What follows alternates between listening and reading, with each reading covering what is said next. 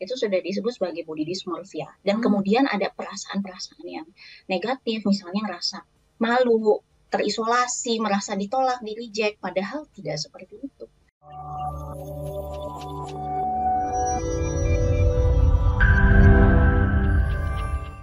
Body dysmorphia itu sebenarnya apa sih Kak Cindy? Ini mungkin banyak yang nggak tahu apa itu body dysmorphia. Boleh disampaikan ke sahabat Sonora dan juga yang mendengarkan melalui YouTube Sonora FM 92 Jakarta dan juga YouTube Dinkes DKI Jakarta. Silakan Kak Cindy.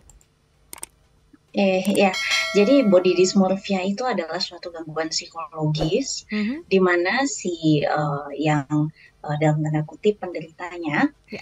itu akan terobsesi dengan persepsi tentang kecacatan satu atau lebih anggota tubuh gitu pada Mhm. dirinya. Dan uh, obsesi terhadap kekurangan ini itu tidak dipersepsikan sama dengan orang-orang sekelilingnya. Jadi dia merasa ada cacat dalam dirinya, Mhm. suatu kekurangan, tapi orang-orang lain nggak melihat gitu.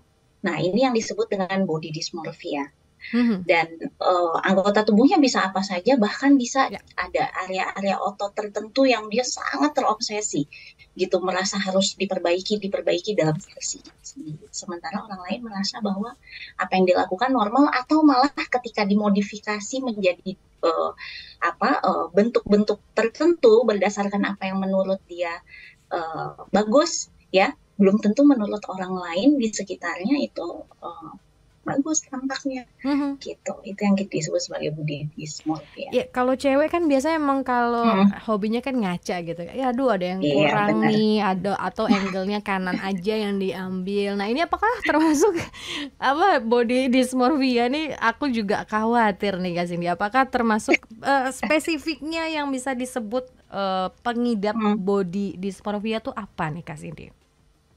Yang pasti itu disebut sebagai suatu gangguan Mhm. apabila kalau sudah merusak fungsi-fungsi di dalam hidupnya. Jadi fungsi sosialnya terganggu. Oke lah, kita sering jangankan perempuan ya, laki-laki pun juga gitu, suka melihat Mhm. bagian-bagian dari tubuhnya ngecek-ngecek gitu. Tapi yang terjadi adalah semacam seperti ada pikiran yang obsesif, Mhm. artinya kepikirannya ke situ terus, urusan-urusan lainnya itu menjadi tidak prioritas buat dia.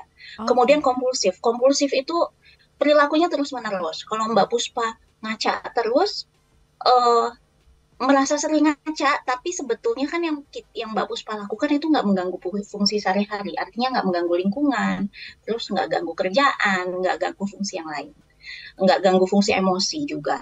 Nah, kalau Hmm. pada body dysmorphia, perilaku ngeceknya, taruhlah dia ngecek gitu ya, Ya. ngecek, ngaca, ngaca, ngaca, atau nanya ke orang lain, ini bagus nggak sih, kayaknya ada yang kurang ya, atau gue cakep nggak sih gitu. Itu sampai mengganggu fungsi sosial dia, orang-orang pada sebel, kemudian dia melakukan sesuatu untuk memperbaiki, kemudian resources finansialnya jadi dia jadi boros, jadi menipis, jadi nggak punya duit, jadi mau melakukan apa aja tadi Mbak Puspa bilang dia bisa nekat melakukan pekerjaan apa aja untuk mempercantik, memperbagus dirinya, itu sudah disebut sebagai body dysmorphia. Dan Hmm. kemudian ada perasaan-perasaan yang negatif, misalnya ngerasa malu, terisolasi, merasa ditolak, di-reject, padahal tidak seperti itu gitu.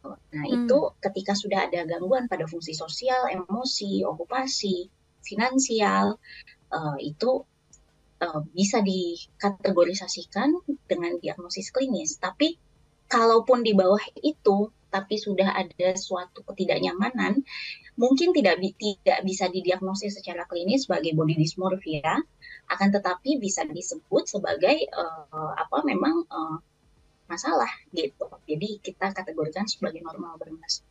Hmm. Seperti itu, Mbak Puspa.